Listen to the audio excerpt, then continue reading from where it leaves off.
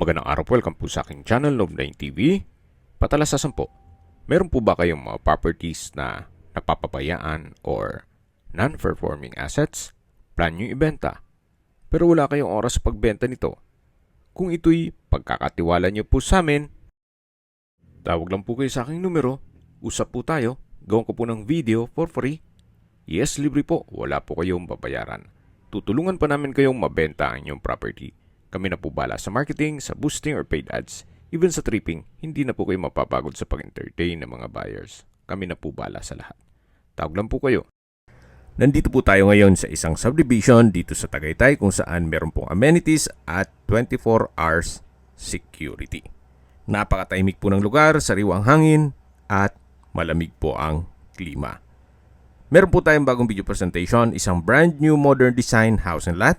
May lot area po ito na 180 square meters at may floor area na 154 square meters.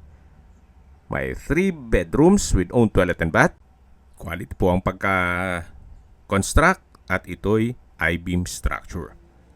Ang first floor po ay may isang bedroom na may toilet and bath, may powder room, kitchen with quartz countertop, living room, dirty kitchen, at ang second floor naman ay may 2 kwarto na may full bathrooms.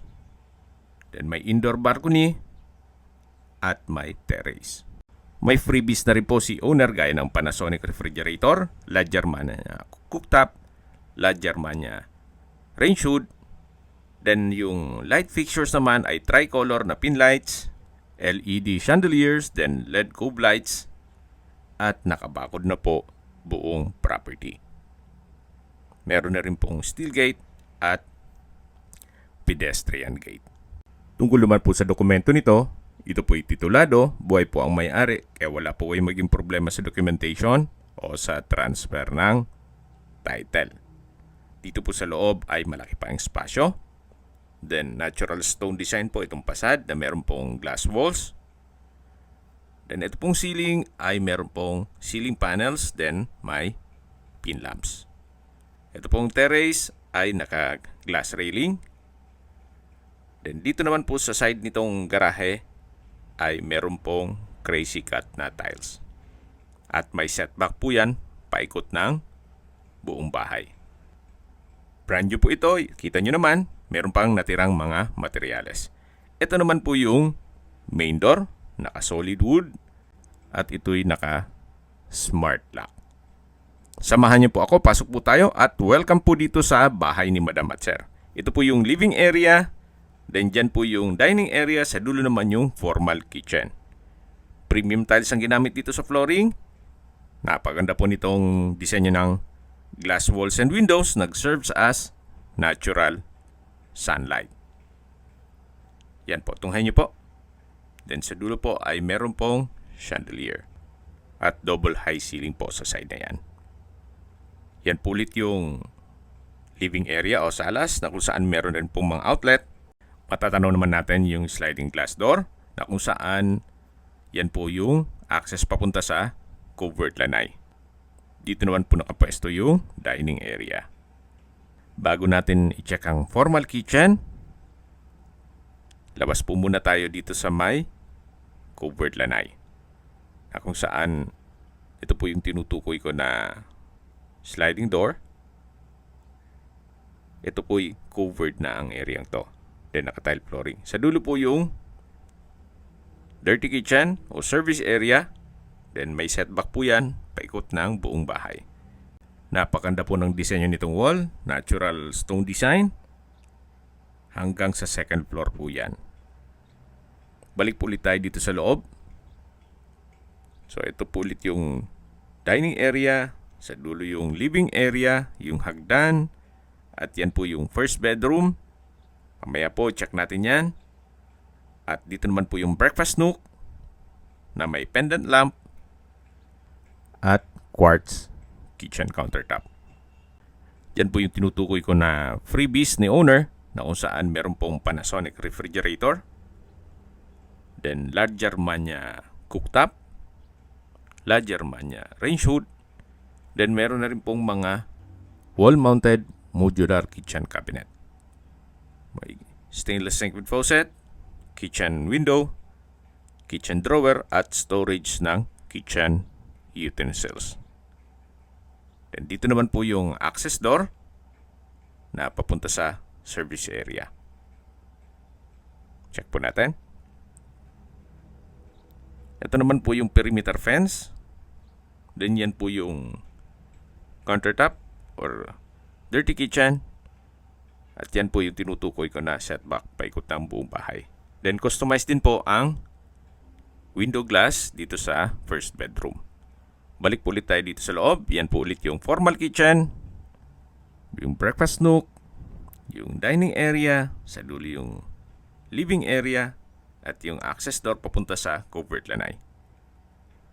Ito naman po yung first bedroom. Na kung meron man po kayong PWD or senior citizen sa pamilya, ito po yung para sa kanila. Napakalaki po ng espasyo. Yan po yung tinutukoy ko na customized glass window. May mga outlet na rin po ito. Then, tile flooring.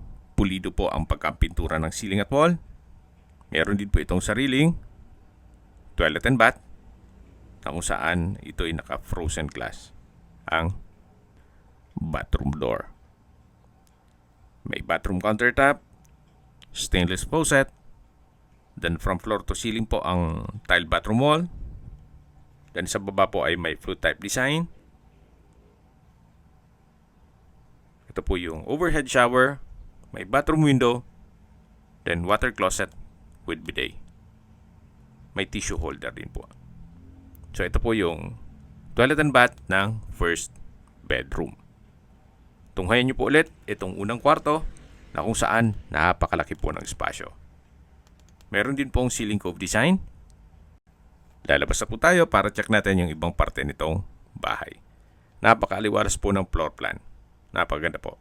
Simple lang, pero pagpasok nyo po, maliwalas po. So dito na po tayo sa may hagdan na kung saan sa baba po nito ay may powder room. Ang bathroom door po ay naka-frozen glass na rin siya. Same design nung toilet and bath dun sa first bedroom. Check po natin. Itong powder room ay kumpleto din po. Hand wash basin, stainless faucet, then water closet with bidet, tissue holder, bathroom window, at naka-tile bathroom wall. Ito pong understairs naman ay pwede pong lagyan ng storage. So kayo na lang po ang pagpapagawa niyan. Mula po dito sa powder room, yan po yung main door. Ito po yung glass walls and windows dito sa may living area. At matatanaw naman natin yung dining at yung formal kitchen at yung first bedroom. Nandito na po tayo sa hagdan. Naka-wooden staircase at handrail, then glass railing. Samahan niyo po ako, kaya't po tayo. Then dito naman po ay may staircase window na nag-serve as natural sunlight din po yan. Malaking bagay po yung mga glass windows dito sa staircase. At nakakapaaliwalas din po yan. Nandito na po tayo sa second floor. Ito po yung hallway. Yan po yung mga kwarto. At ito naman yung open below. May chandelier. Yan yung glass wall and window. At sa baba po yung living area. At yung main door. Maganda rin pong maglagay ng couch dyan para pwede pong gawing hangout area o family area. Dito na po tayo sa kwarto o hallway ng mga kwarto na kung saan ito po yung second bedroom. Naka-tile flooring, pulido din ang pagkapintura ng ceiling at wall. Merong customized glass window. May sarili din po itong toilet and bath. Ito po yung walk-in closet. Kayo na lang po magpapalagay ng wardrobe or cabinet. Then dito naman po yung full bathroom. Naka-frozen glass. Itong bathroom door. Then stainless handle. May bathtub, overhead shower, tile bathroom wall, water closet with bidet, bathroom countertop with hand wash basin at stainless faucet. Yan po yung bathroom window. Malaki naman po ang espasyo nito. Yan po yung toilet and bath o full bathroom ng second bedroom. Naka-ceiling cove design na rin po ito at meron pong pin lamps. Labas po tayo at check natin yung third bedroom. Nandito na po tayo sa third bedroom. Mas malaki naman po ang espasyo nito. Then same design nung glass window. Nung sa baba, ito'y customized. Then naka-ceiling cove design. Then may pin lamps. May mga outlet na rin po. Naka-tile flooring. Then pulido din po ang pagkapintura ng ceiling at wall. Meron din po itong sariling full bathroom na kung saan ito po yung pwesto ng walk-in closet. Na malaki naman po ang espasyo. Then dito naman po yung banyo o toilet and bath. Naka-frozen glass din po at meron pong stainless na door handle. Overhead shower, bathroom window, from floor to ceiling po ang tile bathroom wall. May bathroom countertop with hand wash basin, stainless faucet, water closet with bidet, tissue at towel holder. Yan po yung toilet and bath ng third bedroom.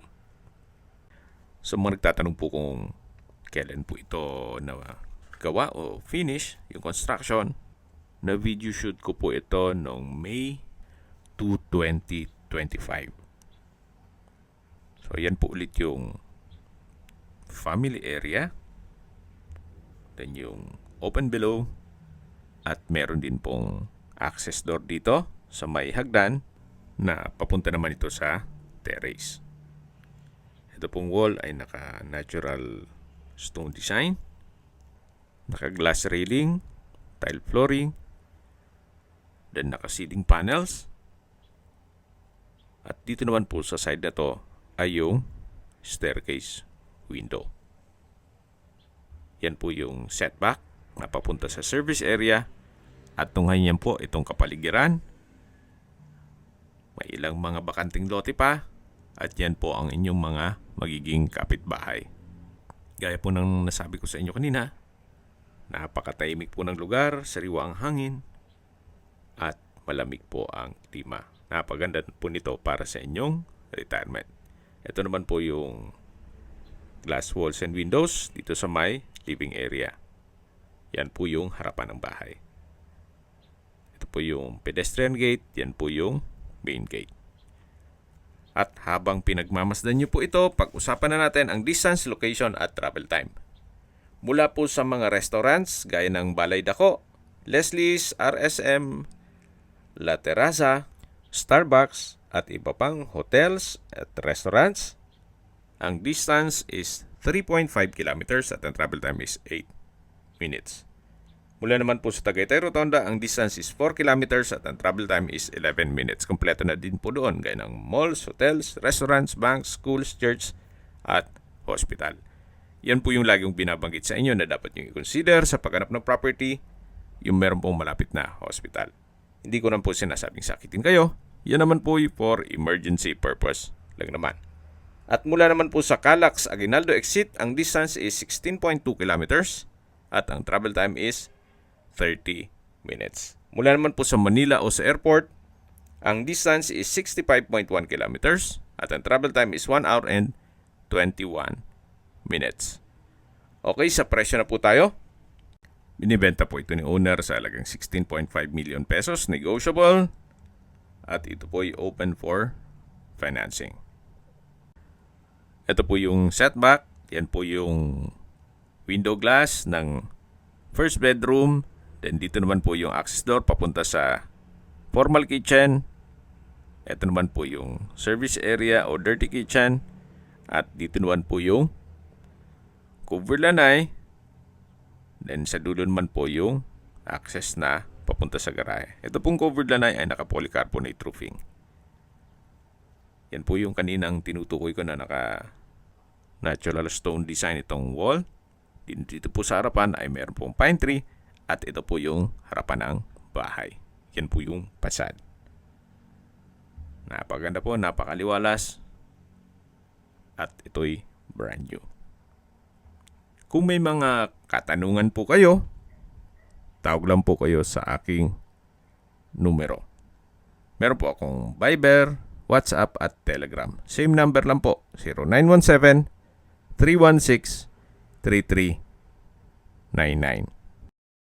Sa mga nagtatanong naman po ng aming Facebook, meron po aming Facebook page na Nov9TV at Facebook Real Video. Meron din pong TikTok at Instagram. May ibang YouTube channel po kami, the Nov9TV channel, Nov9TV Listings, Nov9TV On The Spot, Nov9TV Updates, at Nov9TV House Rental.